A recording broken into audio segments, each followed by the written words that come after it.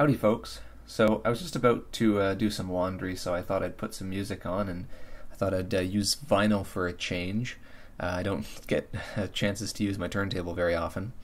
And this is just a Technics stereo amp. It's just an integrated solid state, one of those monolithic block amplifiers. And anyway, this thing's been pissing me off for quite a while. The switches, all of these input selection switches are really dicky. In particular, the two most used ones, which are the auxiliary, which is my PC, and the phono, which is, of course, my my turntable. And hopefully I don't get copyright strike for this if I turn the volume up. But it's really bad.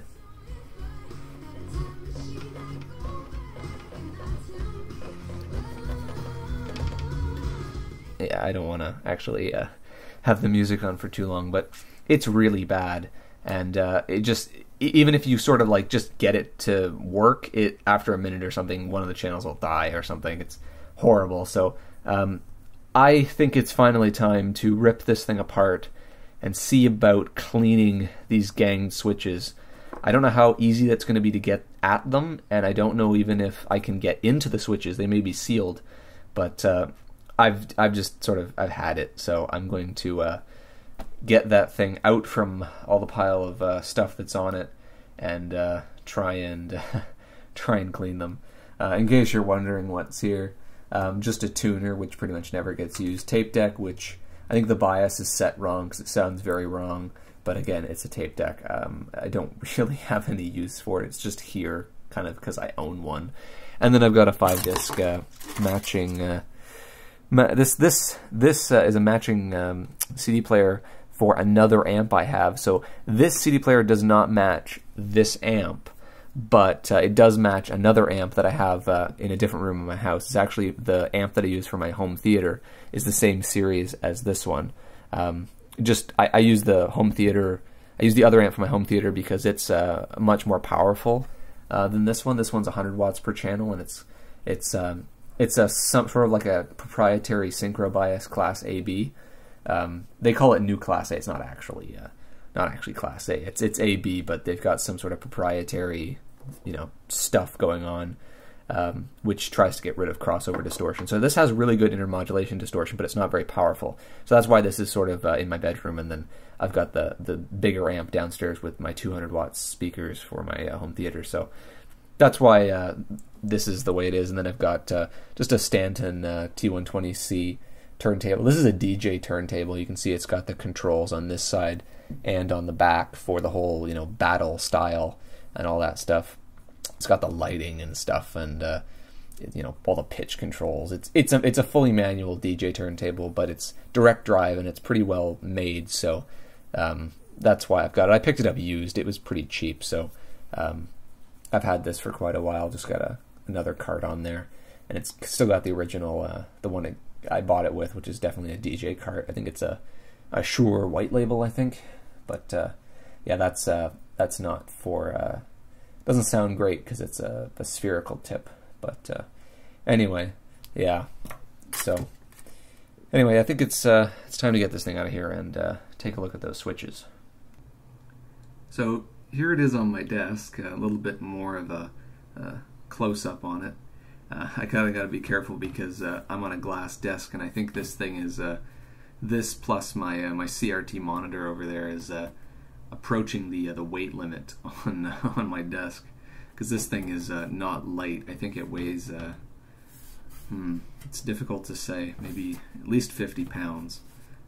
It's got a pretty decent sized transformer in it, which I'm sure we'll see when we finally take the cover off.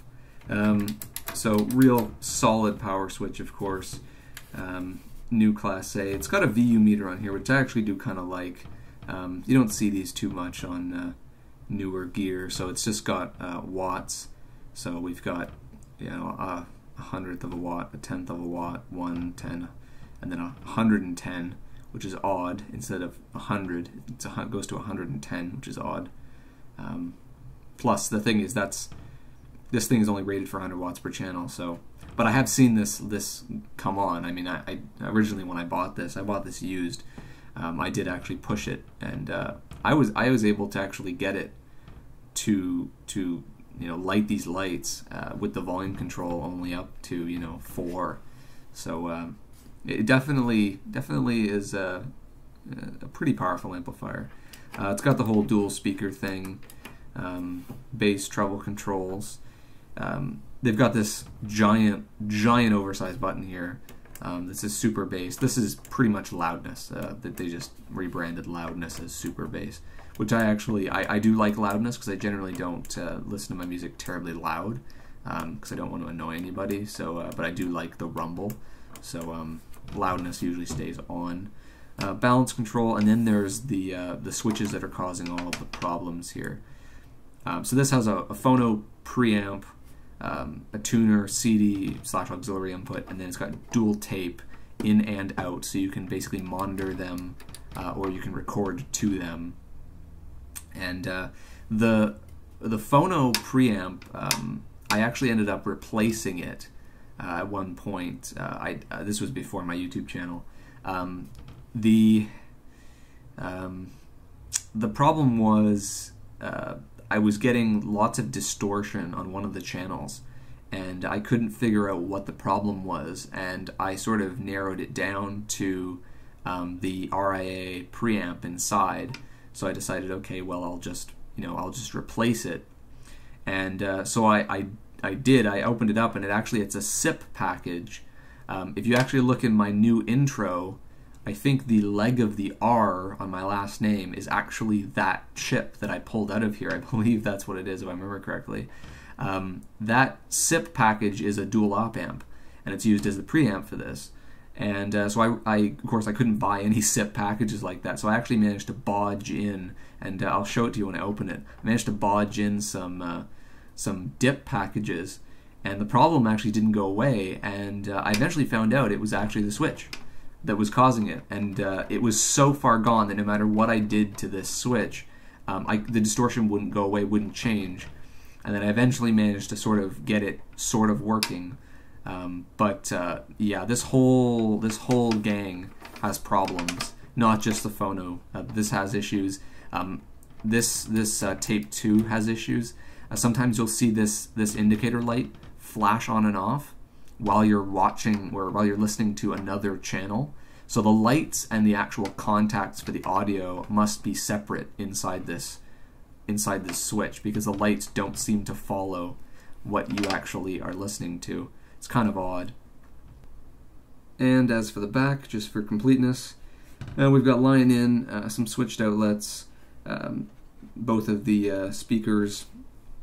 We've got the tape 2 inputs, and all the other inputs plus a phono ground, and there is the nameplate there for anyone who is interested.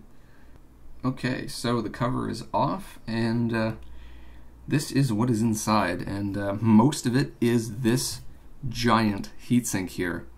The actual power amplifier modules on the underside of this shield here, which I'll show you when I flip this around. But this thing has a giant copper heat pipe which runs all the way through here, and that's what's dissipating all the power, because of course, being a class AB, rated for effectively 200 watts, they've got to get that power out somewhere. So yeah, I mean, you saw in the back it's rated for 350 watt input, so we're looking at least 150 watts have to be dissipated in this. So yeah, that's most of the insides. We've got our massive power transformer. I don't really want to poke around in here too much because it was just on, but I think we'll be okay. So yeah, power input comes in on the back and goes straight into this linear power supply, of course. Taken out on this side, goes through our power switch. And we've got our massive 2 filter capacitors under here.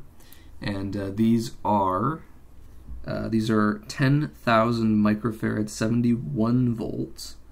71 volts. I cannot say I've ever seen a 71 volt capacitor before, but there's 2 of those, so they're most likely in parallel for 20,000 microfarads.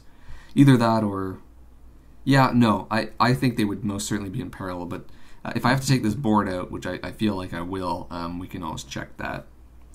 So on the back side, we can see they've got obviously the LED panel meter here, and all of the indicator lights on their own boards. Now what's interesting is the amount of stuff in this that's actually manufactured by Matsushita, which is now been renamed Panasonic. Basically, there was a company called Matsushita Electric. Oh, I don't know why I can't say that all of a sudden. And they owned pretty much two big companies. There was National and Panasonic. And National sort of went away, and Panasonic, of course, I mean, they're still quite a big company. And as a result, a couple years ago, they basically rebranded their entire company to be just Panasonic, because there was kind of no point in having Matsushita around anymore, given that they really only had one big company under them anymore. So yeah, they have a bunch of different logos, but you'll see one of them on a lot of the parts in this thing. Underneath here, which I don't think I'll be able to get a good shot of, is this giant black module. That is the monolithic preamp power amplifier module. So it's basically just a semiconductor brick, and if that fails, you're totally fucked, because they're custom, and getting your hands on one of those is going to be pretty much impossible. You can see the sort of the triangle shape on that cap back there next to the 85° C. That's the Matsushita logo. So I mean, Panasonic, in my opinion, makes the world's best capacitors, them and Nippon Chemicon. So it's nice to see, you know, that they've actually used their own components in something like this. I've actually seen a lot of amplifiers that actually from Panasonic that actually don't use all Panasonic capacitors, because they can get them somewhere else cheaper. The relay, for example, here is also made by Matsushita, so a lot of the components in this are actually made by themselves, which is quite nice. And you can see here, this is the bodge that I was talking about. So there was originally a single inline amplifier module here with just two op amps. Let's see if I can get some more light in here without swamping the camera completely. And I suspected that to be faulty, so I basically took two dual op amps in a dip package, and I used only one of the two op amps, and I basically put them in on their side, and I wired them up such that the pinout worked. And so there's actually 4 op amps here, only 2 of them are wired up. And this works perfectly fine. I would say it's spec-wise, compared to the datasheet on the old op amp, which I actually could find a datasheet for, surprisingly enough. Matsushita was kind enough to scan it in, because it was probably predated, you know, online PDFs. But they actually scanned it in, and I was able to get a copy of it. And it's like, in terms of spec-wise, these op amps are much better. So all the effort I went into, you know, put these in was not totally wasted, because it's definitely got a much lower noise floor now. Not that that's going to matter, because of course vinyl has a horrible noise floor to begin with, but you know, whatever. So that's the whole point with that. And the whole reason why I opened this, of course, it has to do with the switches, which you can see down here. So the switches are they're individual, and they have a gang bar very close to the front, and they look sealed from the top anyway. And I'm not sure if what's underneath them is a connector. I'm not sure if down there is a connector, or if it's part of the actual switch housing itself. I don't honestly know, but I don't see any openings. So what I may have to do is take this board out and see what I can do. I was hoping that these would be open on the top and I could just spray some contact cleaner in there, but I don't think that's going to be the case. Worst case scenario, I may have to basically get out one of my shitty soldering irons, and I use it exclusively for this purpose, and I use it for plastic melting. And basically you take that and you melt a hole in the actual switch itself, such that you can insert you know, the tip of your deoxit can, or your contact cleaner can, and get it in there. If you if you try to drill it or Dremel it, what you'll usually end up doing is getting little plastic flakes into the contacts, and of course, contact cleaner can't dissolve that, so it just ends up sitting there forever. So that's it's better to melt it in there, but of course it ruins your soldering iron tips. That's why I have a dedicated iron for that. It's just one of those cheap, just plug it straight into the wall, no temperature control, none of that stuff. So that's the worst case scenarios. I'm gonna have to melt holes in these and spray contact cleaner in there. But I don't want to do that now until I try to get the board out, because I don't have great access. You can see when I push the switches in, you can kind of see they have little green slugs inside that move, and if I were to just go from the top down, I wouldn't be able to get the contact cleaner probably where the contacts are. They're probably on the bottom because that's where the pins are. So I'd probably want to come in from the back, but I can't do that with this giant heatsink in the way. So I'm going to try and get this board out and go from there. So after looking into how to get this board out, it looks like a several hour process. So I had a better idea, was to just take this front panel off, and that should give me access. So I took all the knobs off, I took the screws under the bottom of this off, and as it turns out, there's actually nuts on the inside of all of the pot shafts that I have to get at somehow. And I think the only way I can get something that far down is with some super long needle nose pliers. So I'm going to get those off, and I should hopefully be able to just pull this whole front off, and then I should be able to get access to those switches from the front. That's my hope anyway. Okay, so I got the front off. Getting this off was kind of interesting. So I had to get the nuts off this. So there were 3 of those, and then I found out that this little board here on the bottom for just the sort of the speaker selection and the headphone output, that is basically part of this assembly. It's clipped on. It's very hard to get off. So they had this really odd, I've never seen this before, this little black piece which was on the board, it rattles a bit. It's basically just a set of contacts. It's just a jumper, and there's this header here on the board right there, and that header lines up with a matching header here on this board, and then this thing just sort of bridges across the two, which I thought was quite interesting. It's nice design, actually.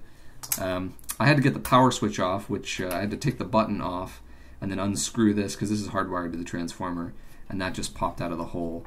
So that's the front panel. Now unfortunately all these cables are soldered on at both ends, and as a result I don't want to take these off. So I think I'm just going to sort of hold this up a bit and work from here. I don't want to bend the board, so this is sort of the shortest cable right here. But yeah, I don't want to desolder anything, so I think I have good access to the switches as they are now. Unfortunately, getting this up for the video, I just wanted to stay there. This is kind of difficult, but anyway, I have pretty good access to the switches now. My hope is that there's a cap on the top of these that I can pop off, and I can get access on the inside. That's my hope anyway. But yeah, these 3 here are ganged, and then these 2 down here are latching. Surprisingly, they have different front covers. This one's red and this one's clear or white, which is kind of odd. But anyway, I'm going to see how I can get into these, and then I will proceed, I guess. These pots, they're a little bit gooey. The actual shafts are gooey, which is kind of odd. It's probably grease from inside that's actually seeped out over the years. I'd like to try and get deoxit in these as well, possibly also the volume control pot, but these are sealed and they're not actually that bad.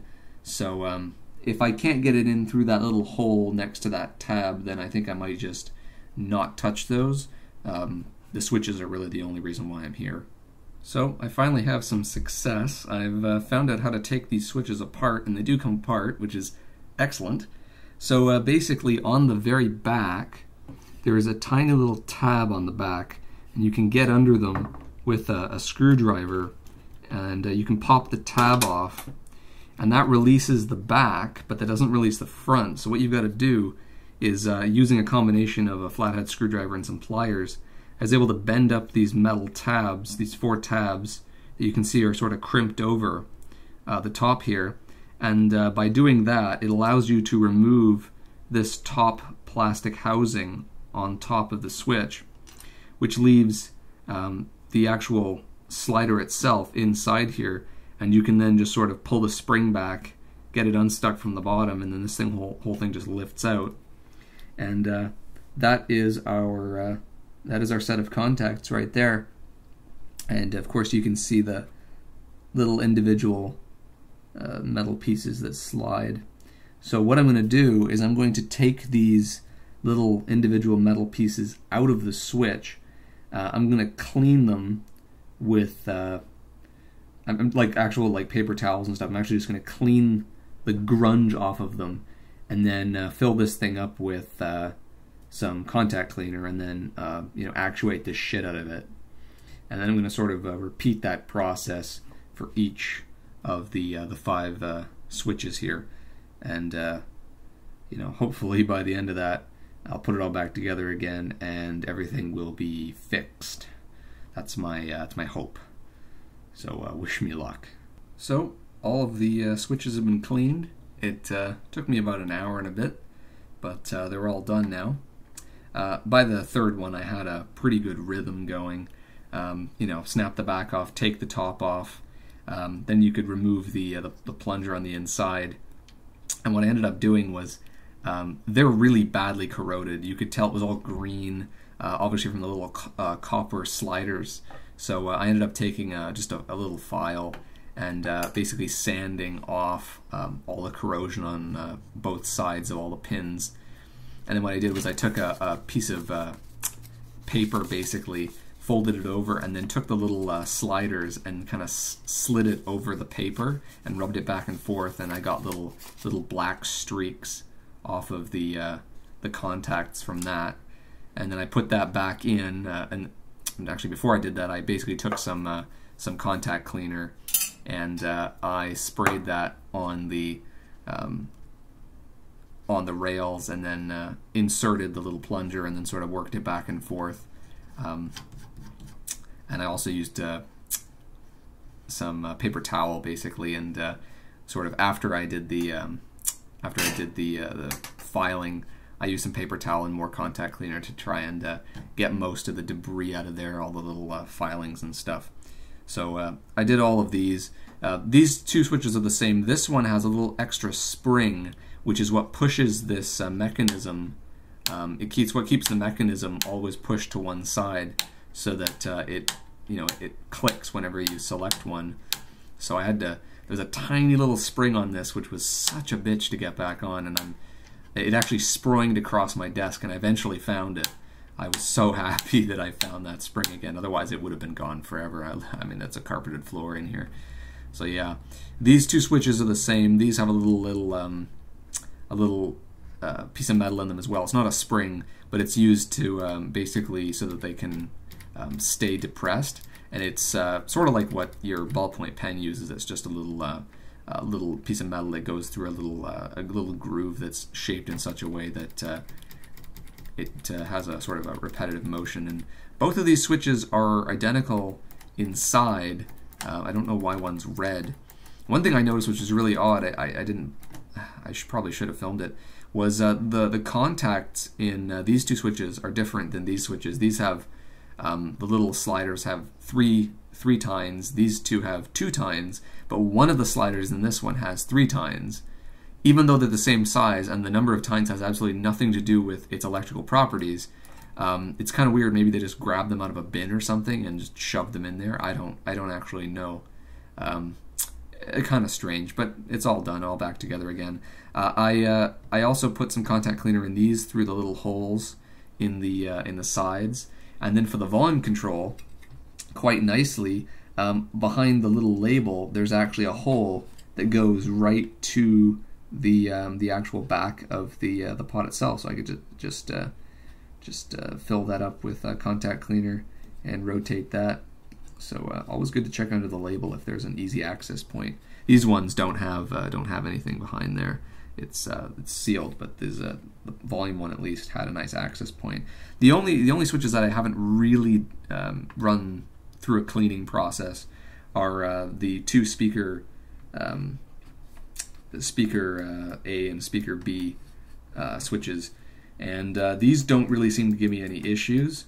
They are never actuated basically, and I couldn't be bothered to take these apart, so I just left them the way that they were. So everything else has been cleaned though. So now I've got to put this all back together again, and hopefully everything works properly now without any dead channels and random blinking lights and stuff like that. So everything is back, and everything's running, and everything sounds great now.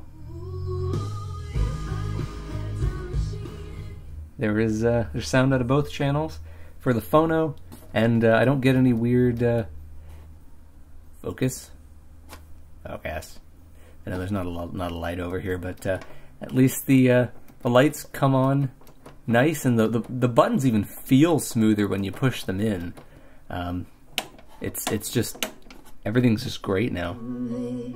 So yeah, I think it's fixed. It's back to its original condition. So hopefully it will continue to serve me for many more years to come.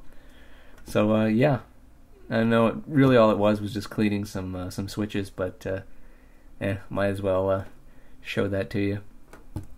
Anyway, hopefully this was interesting. Thanks for watching.